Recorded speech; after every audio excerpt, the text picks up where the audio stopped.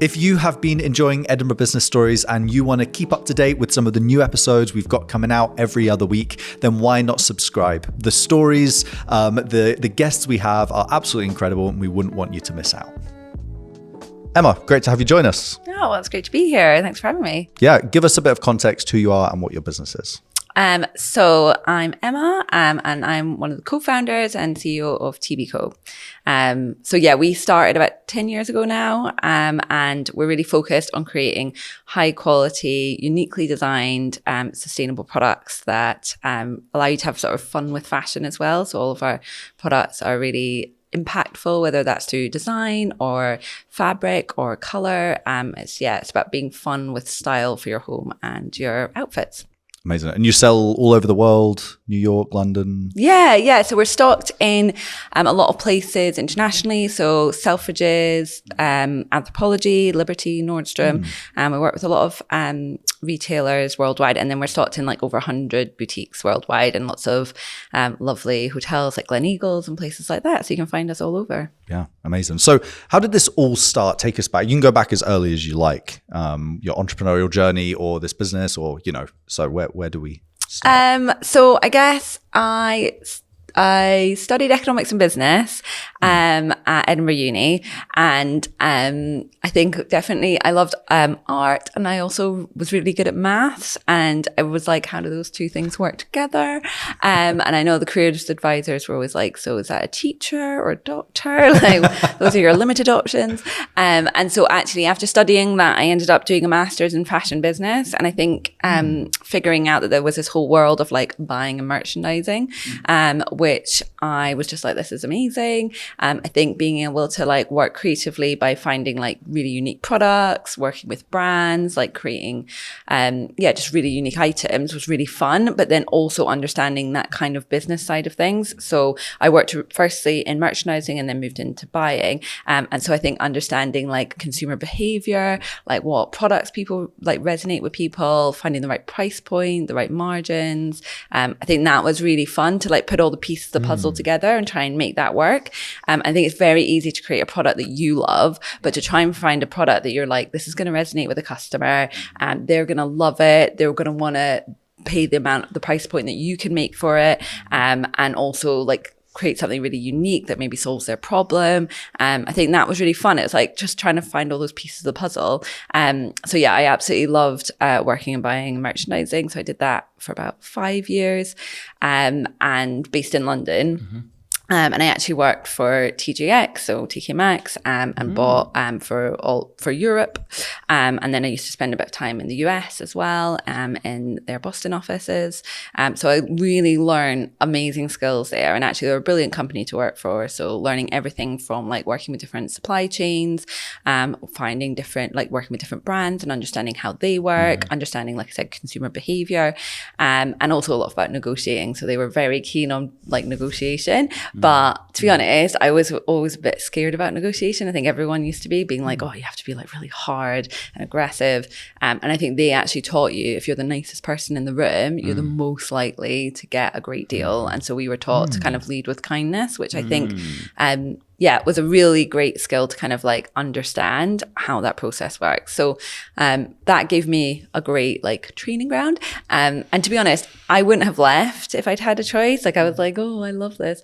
But we were both, me and my husband, we actually met at Edinburgh Uni on our graduation day. Really? Yeah, in McEwen Hall, which is very one day, that story. So on our graduation day then, and then we actually got like married on the anniversary of us meeting. And so like we very much follow that story, and hopefully not the ending of that story. But we'll see. But yeah, so when we were in London, it was great, but we both knew that we wanted to move back to Edinburgh, and he actually had a business up in Edinburgh. So we were like, okay, like we will go back one day.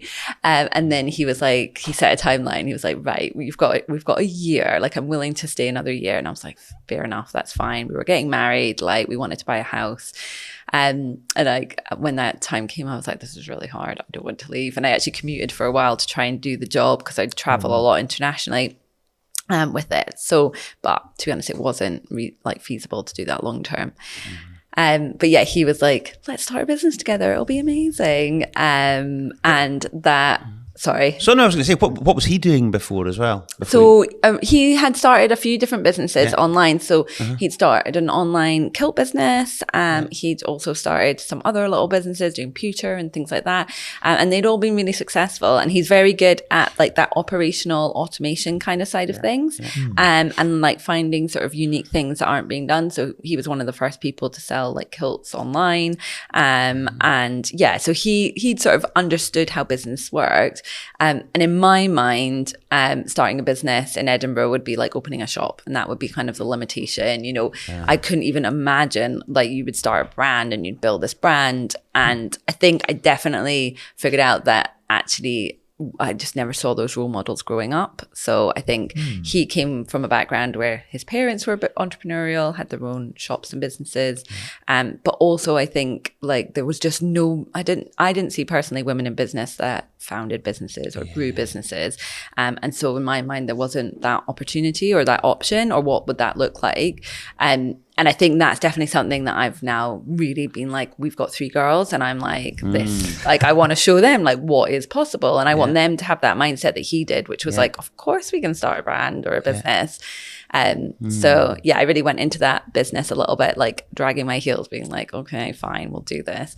And actually I love it. And it's the best decision we ever made. But yeah, it was a learning to kind of go through and understand what running and creating a brand and business looked like. So would it have been easier for you to make that transition had you had other role models, you know, female role models, I mean? Yeah, I think so. I think that's really important, that you can kind of see other people doing it, and you can hear directly from them just like what's needed, and understand that is, it's a possibility. Which, I think there is much more female founders these days, and I'm part of lots of groups of amazing women that founded businesses, and really like championing the way. And there's actually a great group called By Women Built that's founded by Sahar, who founded Coffee Republic, and she's just such an advocate for women in business and female founders, and doing a great job at kind of bringing the women together, but also just like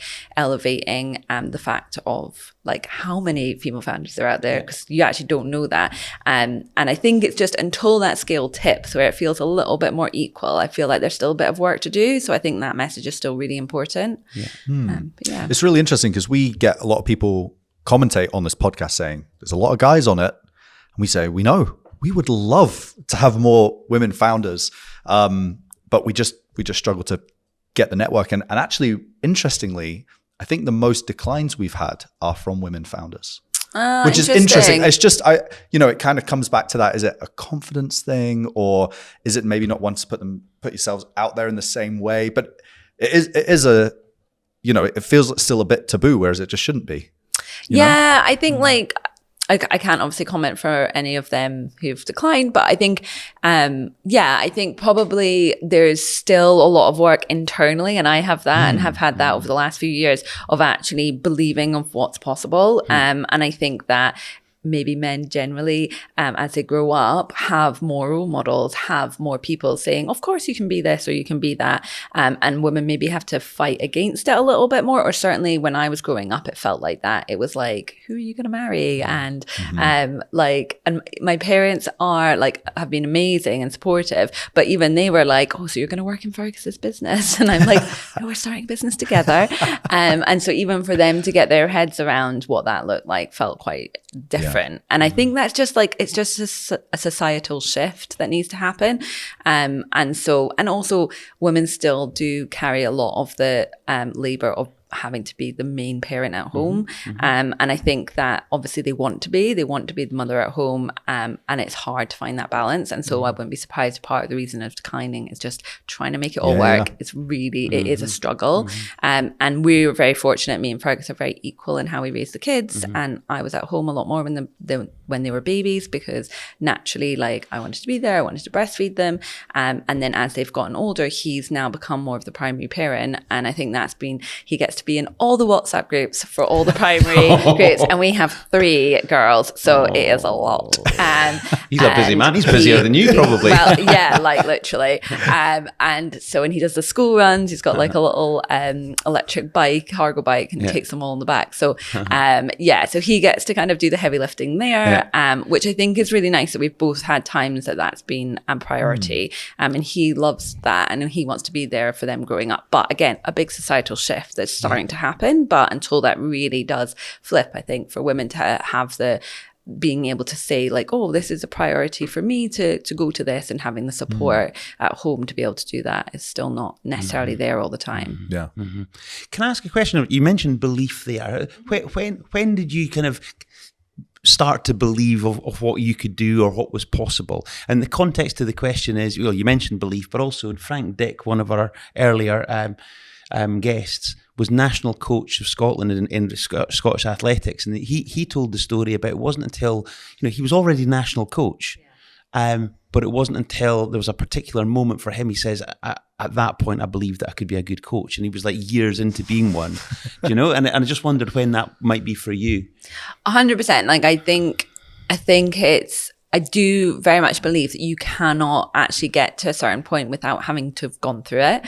I got a lot of advice along the way, and you can like, especially at some points, you're like, things are going well, of course. Like, I don't need to worry about that. Or like that might have been a struggle for them, but like I don't, like it's fine, everything's going great. And I think actually when you go through the harder times, you learn so much more lessons about like yourself, about like how to come through it, how to build resilience, how to be a better leader. And I do think that actually that's made me a lot stronger. And so I almost kind of feel like when things are going well, there's a sort of confidence, but not a belief. And so it's kind of like, you're like, yeah, I can do this. This is great. And you're kind of like egging yourself on because things are going great and you're believing that was you. And I think when you go through the hard times and then you come out of them, you're like, no, I got through that. We got out of that. Like that was part of the learning journey that I had to go through, but then I've come out of it stronger. And now I believe that I can go through that again. And so, yeah, I do think like it does come with experience as well. I think some of those things need to be learned through experience. Yeah. I want to ask you, because I think e-com businesses are really interesting. Do you remember your first sale? Yes. So I think like we launched the Tartan Blanket Co. at the time, it was called, before we rebranded. And we literally put a website up that looked like awful, and a couple of scarves up. And I think like my husband, I was very much like, right, we need to get everything looking amazing before we could launch. And my husband was like, no, we need to get it up there. We need to test and just figure out if there's even a market for this. And I do believe that now. Like, I think it's really important, like if you're not embarrassed by what you first put up, you probably waited too long or you put too much work in. And actually like all those learnings along that journey will make you stronger in the long run. So yeah, it was just like a very basic website, but we sold a couple of scarves and then we were like, okay, this is like, we can see this working. And yeah, we gradually grew the brand and the website from there. And that rebrand then, so from Tartan Blanket Company to TBCo. Yeah. So when did that happen, and what have you noticed since then, I guess? So it's been a gradual rebrand. So we rebranded about 2 years ago now from the Tartan Blanket Co. to TBCo. And I think what we kind of realized was like, obviously when we first named the business, like we were like, what should we name it? Again, like I said, I didn't have any vision in mind. Like I wasn't like, this is the brand I'm going to create, because in my mind it was like, okay, let's try this. Like I'm not sure like what's going to happen from it. I had no like end goal in mind at that point. And I think, so we were like, right, well, my husband was like, this works really well for SEO. Someone's looking for a tartan blanket. Great. And we saw brands like the Cambridge Satchel Company and other companies at that time, like doing well. And we were like, this could be a nice name. Like, let's go for it. So we did that. And obviously we had, like I said, a couple of scarves and blankets at the time. So it was very like basic, like selection. And so that worked really, really well for a couple of years as we grew the brand on those products.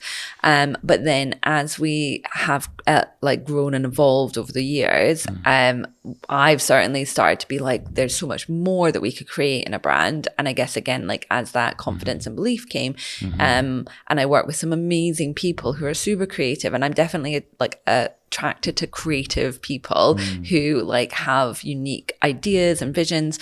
And so we were able to really like take a step out from that and create really unique designs and bring new product to market. And it really felt like we were stepping away from the fundamental like core product that we launched with. And so I think like it's now like 2 years ago we decided let's rebrand, but we didn't want to like lose all the amazing community that we built and like all the traction that we got. So we kind of rebranded to TBCo. So obviously still standing for the Tartan Blanket Co, but we really feel like it's enabling us to like venture into new categories, new products, new people. And I think it resonates a lot stronger with our new customer. So yeah, we have gradually been rebranding, but this year we will be changing our domain. So we were the tartanblanketco.com and now we were tartanblanketco.com and now we're going to be tbco.com. Right. So yeah, it'll be nice to kind of finalize that rebrand and just be like, this is us as tbco.com. How was the fight for that domain? TBCo, because that's a short domain. I know. Some good negotiation went on there. I'm sure. All your TK Maxx learnings. Yeah, I know. It took over a year of negotiation, but yeah, we got it. Imagine. So it's been great. It wasn't in use. It was like owned, but they weren't currently using it. So that was really lucky. That helps a little bit. Yeah. So talk us through then, your journey from starting a e-commerce brand into then, or, launching an e-commerce website into then the development of a brand, of a product. What was that journey like for you? So I think like understanding a lot more about like what goes into creating a brand. So for me, like I've always been like product focused. Like I love products. That's like my background. That's my passion. But there's so much more that goes into creating a brand. And obviously Fergus had a lot of understanding about like the operational side and the systems and the e-com platform bit. So that was great to have that knowledge. I think it took myself a while to build a team that of like around the marketing and the brand creation. And now we've got an amazing team in place and they're like really, really talented. But that was a big learning about what's involved in that. And I think we're now in a great place. And I love being involved in the product, but I am no designer and we have an amazing design team and product team and a great head of product who keeps everything running. And yeah, like we've got a great like core senior leadership team around finance, product and brand. And then we also have amazing people under them that really help. They're the ones that create the brand and the products. And I just like being able to like work with all the different departments and try and get everyone like working together and synergy and yeah. And are you all based in Edinburgh then, Emma? Yeah. Right, okay. Yeah, so the team's based in Leith in Edinburgh. So there's about 35 of us in the team now. And yeah, it's nice to be based up here. And so how do you interact then with, I guess, your global partners, in terms of supply chain, but also the retail angle as well? How do you manage a global network?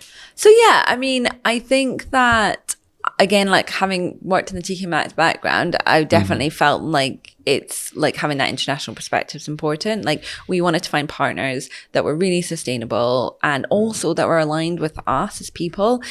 So I remember going like traveling around to try and find our first suppliers, and I was actually pregnant with my daughter Ayla at the time, so that was like quite hard. But like me and Fergus went to China and Inner Mongolia and like went around and like found and visited to different suppliers and understood how they worked, and we done a lot of research ahead of the trip. But it was like over in China and Mongolia, like the customs are very much like you go out and eat with them and you eat what you're served, and that's how you're polite. And which is like a bit awkward, especially when you're going like very rural and the food is like very unknown. Like me being pregnant, I was like, pregnant. Actually, it's okay. I'll just not have that just in case. But then actually one of the suppliers that we met, who was amazing, and she was a female founder in China, which is very unusual. But she was also pregnant. So she's like, this is great for the baby. Like, you can definitely try this. And they'd be like, yes, this is a flying frog. And these are balls from the meat. And we're like, okay, what does that mean? But yeah, so we had to try some. I literally, and to be honest, I tried more than Fergus because he was like, no. And I was like, let's just give this a go. But yeah, so that was like, but it's really important to like find the people that you're working with. So We found an amazing partner, like I mentioned, in Mongolia, and he has 2 daughters as well, and they've actually been over and our families have met, and it's really like a really nice partnership. That's been 10 years we've been working with them now. And yeah, like I said, they use community farms and we really understand the end-to-end process. So we're really proud to work with them. And then our other supplier, which one of our first suppliers that we worked with, they are based out in India. Again, that's been an amazing partnership for 10 years now. But originally, we'd kind of like been trying to find sort of more heavier wools. So we got our lamb's wool and cashmere from Mongolia, but we wanted to kind of the thicker wool blankets. And we found these amazing samples that we'd got sent. And there was a distributor, so somebody who kind of like sells into different regions. And he was like, oh yeah, they're made in the Philippines. And then the next day he was like, oh no, actually they're made in Vietnam. And we were like, okay, what's going on here? Like where are these sourced? And it was really important to find out, like I was saying, about how they were made and where they were sourced. Because like having worked in fashion, I really wanted to create a sustainable business based on sustainable products. So anyway, we ended up going out to India and being like, we found out eventually doing a lot of research that these were made in India. So we went out to India. It was actually the team that went out because I just had Ayla, and like went out to find out what was going on with these products, because we'd got the sample in, but we were like testing it and we were like, this isn't made up of what they're saying. They're saying this is like new wool and but we were like getting some tests done to make sure, and it was like not new wool. There was some synthetics in there. They were saying a lot of recycled fibres, which isn't a bad thing, but we were like, what's going on? And they just wouldn't give us a straight answer. And I think obviously the language barrier as well was a big issue. So anyway, our team went out to India and what they saw was like really surprising. So they were like, we were like, we know this is recycled. Where is it made? Like, we really want to see it. So they took them to like this recycling place, and there was just like piles and piles of these like landfill textiles. And so India is like the hub of all the landfill that gets sent from a lot of countries. And what they were doing was taking all of the woolen products that was coming in, and they would strip off all of the like buttons and everything like that. They'd sort it into piles depending on color, and they would just like use machines to kind of tear and shred these garments. And then they would break them down so much that they would just be like fibres. And then they would add some synthetic fibres to hold them together and respin them into new threads that could be made into new blankets. And we're like, this process is incredible. But we're like, why are you pretending like this doesn't exist? And I think 10 years ago, recycling, like recycled product just wasn't a big thing. And in their mind, that was a lesser product. So they were like, oh, you're not going to want this and you're not going to pay much for it. But actually we're like, this is an amazing opportunity to really like highlight what you're doing. And like for us, it's such an amazing product to be able to start our business with, because we really wanted to focus on sustainability. And so, yeah, we ended up working with them and we worked with them to develop the process. So instead of using new synthetic fibres, they now use recycled synthetic fibres, and we make sure that there's like a maximum of 20% so that we can get all the benefits of wool, but then actually hold those fibres together with the synthetic fibres and create what are now our recycled blankets, which are some of our biggest selling products to date. So yeah, it was really exciting to work with them on that. Talk us through the kind of the cost breakdown in terms of, if you're, a brand new blanket, is that more expensive now to produce than, I would assume it's more expensive than recycled, but like, give us some context of that. So I think it totally depends. There's so many different types of wool. There's so many different types of manufacturing, and you have to factor all those things in. So with recycled products, definitely it used to be that was a landfill stuff that no one wanted. That's not the case anymore. Recycled products are a lot more valuable in the market. So those prices have gone up considerably.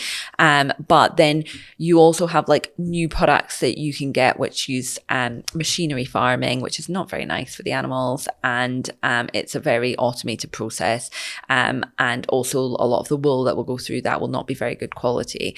And so that could probably be less expensive than recycled product. But you have to understand that the method that's gone into that is not great. And then you can get like what we've got, which is our finest lamb's wool and cashmere, which is in Mongolia, which is the place that you find the best fibres. And again, it's just understanding the types of farming that's going into that. So we ensure like we're B Corp-certified. We need all of our partners to be really like amazing about how they work with the animals and how they work with their people in production. So that is like the finest fibres made in the best way. And so that will be your premium product. And then don't even get me started on the polyester.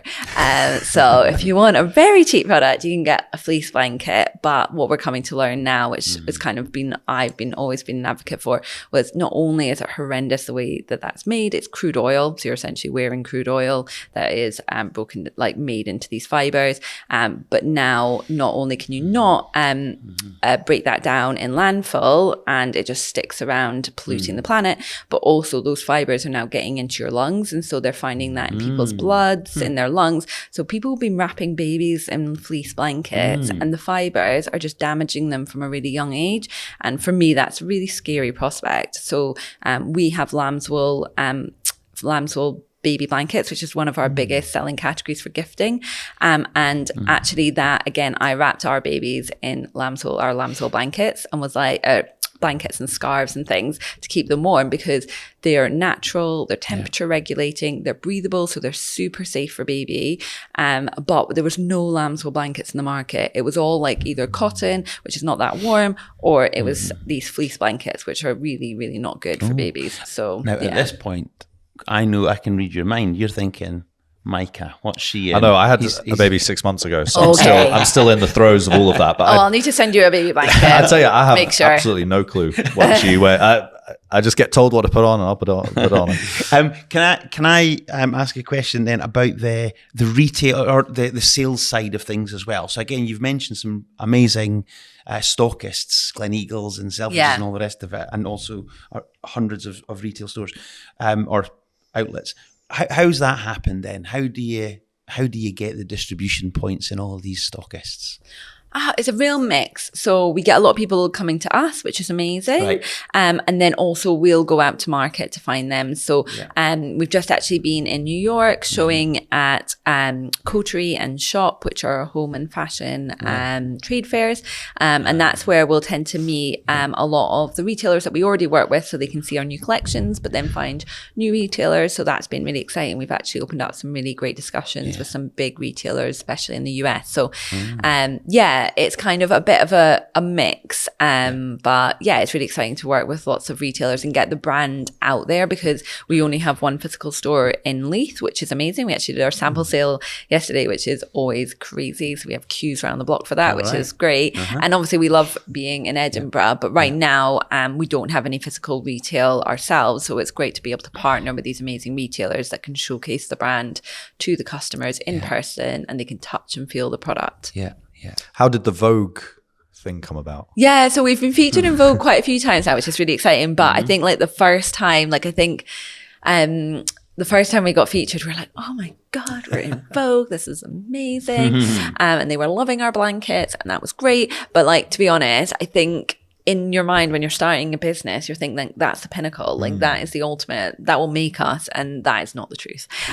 So like being featured in something like that really doesn't have that much of an impact. Like you get a bit more traffic, maybe you'll get a couple of sales from it, but actually what really has the impact is all the small steps that you put in over the years. So building our community, having people really talk about the brand online or in person, like word of mouth is huge for us. And I think actually being able to build the community across lots of different platforms, like cumulatively, actually builds that brand awareness and that brand trust as well. And so for us, that's been so much more impactful than just one big feature. The way when you've said that out loud, there's a phrase that always goes through my head from a marketing point of view, and it's marketing is a process, not an event. And people could, in that instance, you could say, well, Vogue's the thing. That'll just catapult us. But it's all the other small things that you've done that's really got you the success. I like that. Yeah, totally. And the team work very hard to make sure that we are engaging with our customers, because that is really important. They always say like, one bad review, really outshines 100 good ones. And that's really important to us. And occasionally, things go wrong and like we have to like own that. But we've got amazing reviews on our website and like we're really proud to be like, I think we've got 4.9 and we've held that and over 7,000 reviews and stuff. So excellent. Yeah, it's really important to us. Yeah. Good for you. What have been some of the the tougher moments then of the journey? Are there any that spring to mind where you're like, oh man, don't want to do that again? Yeah, like there's definitely been really challenges that we've had. I think during COVID, we had a lot of challenges with logistics. So that was a big challenge, like everyone did. But we had one point where it was like when the Suez Canal happened, that incident, we actually had our biggest like container for arriving with all of our stock from Mongolia, which had all of our autumn winter products, because all our scarves and stuff are made there. And it was just full of our lambswool and cashmere, so also all of our expensive product. And that was meant to be leaving around that time. And we were like, oh no, what's going to happen? So we tried to get it out of our partner's factory as quickly as possible. Got it on the truck. We're like, great, we're ahead of schedule. This is great. And then it ended up going and sitting at port for, I think, over 4 weeks, waiting to get on a boat. And it was just, they were like, this is just not happening. You're like, it is not moving. And we're like, oh my God, this is like really worrying. So then we're like, right, what can we do? Like, we need to have a think. So we ended up being like, right, let's put it on. There's actually a rail line that runs from Mongolia to Amsterdam, which is like, yeah, it's really cool. So we've used it a few times, but we were like, right, let's try the rail line. We're getting nowhere with the boats. So we got it in a truck and we tried to like get it to the railway station. And the truck sat in traffic for like a week, and they were actually having to do shifts and stuff like that, trying to get to the railway station. And they were like, this is like not happening. We're like, okay, right, what are we gonna do now? And at this point, we're like maybe like 6 weeks in, we're hugely delayed, and we were like, we're not gonna have any stock for our customers, like at our busiest times. We're not gonna have scarves, and we're like, literally, that is our core to our business. So we didn't want to let down our customers. Like retailers were waiting on their orders. So we're like, okay, like our only option is to try and fly it in at this point to even make it for autumn winter. So we're like, okay, let's run the numbers. Let's see if we can make that work. We try and avoid flying as much as we can. But at this point, we're like, otherwise that stock's not arriving. So we worked with like a big courier to try and ensure that this would arrive. And we were like, let's get it on a plane. And the price was just... it was horrible. Like the flight cost at that point was just sickening. And we were on holiday with the kids for October break. And I remember just being like on calls half the time and like having to sign off this for not like the price that we were paying in shipping was more than we were paid to make the stock. But we were like, we can't not ship. And we'd already spent a chunk of money moving just around at the moment. And so we were like, we can't not have that stuff arrive for our customers. Like we can't let them down. So we just need to bite the bullet. So we did it and we're like, okay, fine. Got it on a plane. We're like, great, it's getting on a plane. It was meant to fly to London, but no, we could only get a plane to Amsterdam, but then they were going to truck it over, and they're like, it's fine. There's just more flights going to Amsterdam. It's safer to get it there. And we're like, fine. So it arrived in Amsterdam. We're like, brilliant, we're on the home run and we can make it in time for Christmas. This is at like November by this point, and we're like, right, it's coming up for like our Black Friday, which is our biggest promo of the year. And then it was like a week and it was like nothing. We're like, we can't track it. We can't find it. What is going on? And the days were just ticking by and we're like, where is our stock? Like what has happened? Like it's arrived in Amsterdam. We could see that, but then it just disappeared. And anyway, then we managed to get in touch with the couriers and they were like, yeah, so half of your stock's going to arrive, but the other half has just been delayed a bit. And we're like, but it's all in one container. How did that happen? Like what's going on? Anyway, so a few days later, finally half the stock arrives. Great. We've got some stock for the customers. Brilliant. And we're like, where's the rest of it? And then again, another week went by and we're like, it's still not arrived. And we're like chasing the couriers where they're giving us excuses left, right and center. And then eventually we actually found an email chain, and like down on the email chain, like hidden in sort of an email that had been sent around was a backlog of emails that had basically said, the truck's been broken into on path to Amsterdam to London. A lot of stock has been stolen, and they obviously, I don't know what they expected to happen, like they were going to retrieve it or something. I was like, you could have just let us know. But anyway, we flagged it up to them. We're like, we can see this happened. And they were like, yeah, actually, yeah, half your stock was stolen. And we were like, oh my God, but okay, like let's just get through. And we'd had a phenomenal year. So we were like, okay, like it's awful, but we can probably like bite that bullet and we'll still have like a good profitable year. But I think what we didn't take into account was because half of the stock arrived, they wouldn't refund the shipping, which was just insane. What? They would only refund the cost of the goods that had been stolen, but like not even their retail value. So it like actually the money that we got back didn't cover like half the costs that we'd actually had to spend. And I think so the following year was when we really felt it, because we were missing stock. We'd had like some money back, but very little. So we had this big cash deficit going into the new year. So I think that was just like such a learning for us that we kind of were like, didn't anticipate the knock-on effects of it. But also like, it can always get worse. Like these things, you're like, from the first stage, you're like, no, it can't possibly get worse when we've missed 4 boats. But no, there's a whole lot of worse. It sounds like a Carry On film, do you know? It's Literally. just a calamity from Crazy. You're just like, no, this is not happening. Yeah. But yeah. Well, you go into fashion because you want to create great pieces and build a brand, and then you spend your life chasing couriers and couriers. Yeah, like it's Yeah, just, yeah. it's probably not. Yeah. but COVID, obviously that was the downside of COVID. But I think you mentioned before about there was an upside to COVID as well, Yeah. in terms of your gift box app? Yeah. So yeah, like at the very start of COVID, I think like don't like to call it luck, because it wasn't a lucky Yeah. situation for Yes. anybody involved. But I do think that like a lot of the great times you create yourself, but sometimes things just align. And so we just launched a gift box app on our website, which allowed people to build custom gift boxes, add personalized embroidery to products. And it was really amazing. And like our customers were starting to like it, but you know, like it was kind of just running in the background for a couple of months.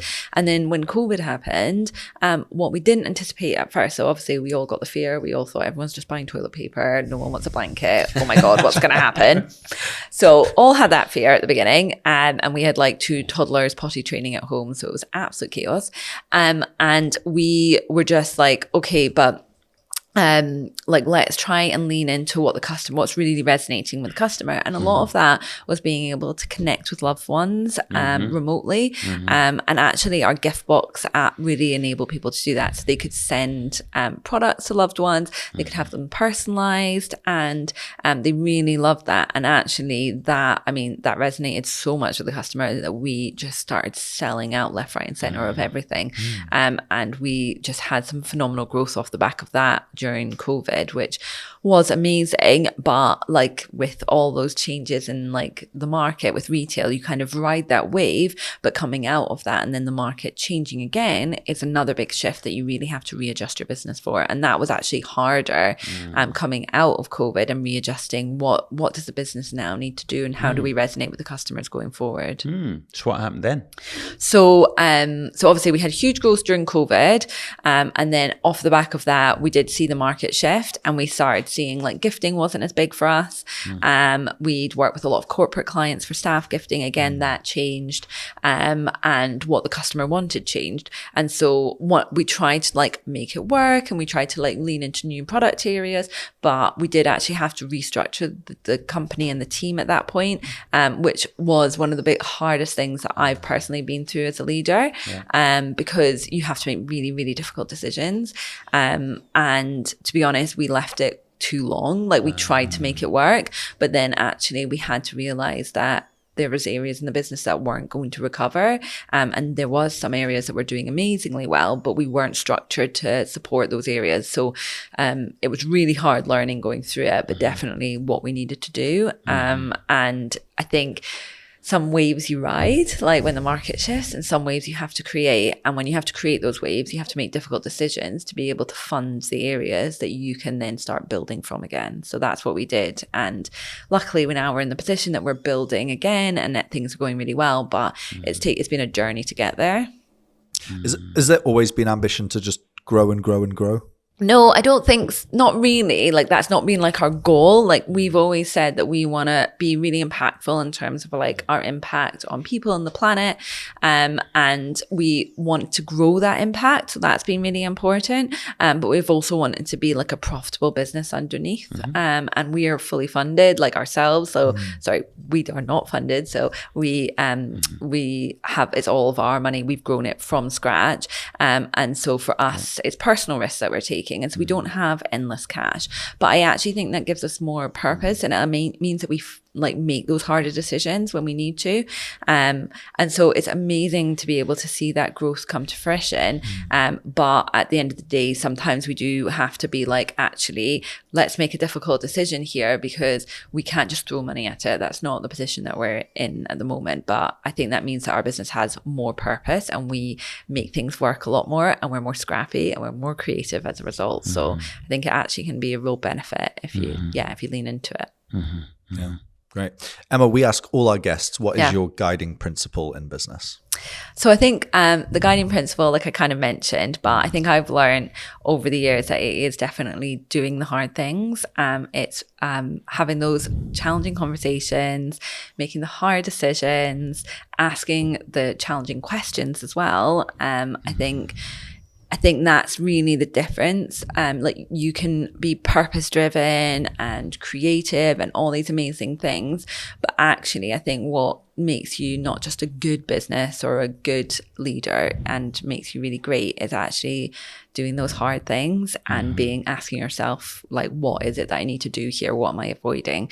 And I think that has definitely meant that we are so much stronger now. And I think, like I said, it's easy to ride a wave, but actually to create one is really challenging. And retail's been hard the last few months, and we've had some of our biggest growth months to date. And I think that's amazing to see all the team's hard work really come to fruition. So I'm really proud of the team, and that is definitely the highlight of running a business. Great. Emma, thank you so much for coming on, sharing your story, and we wish you all the luck in the future. Oh, thank you for having me. It's been Brilliant. great. Great.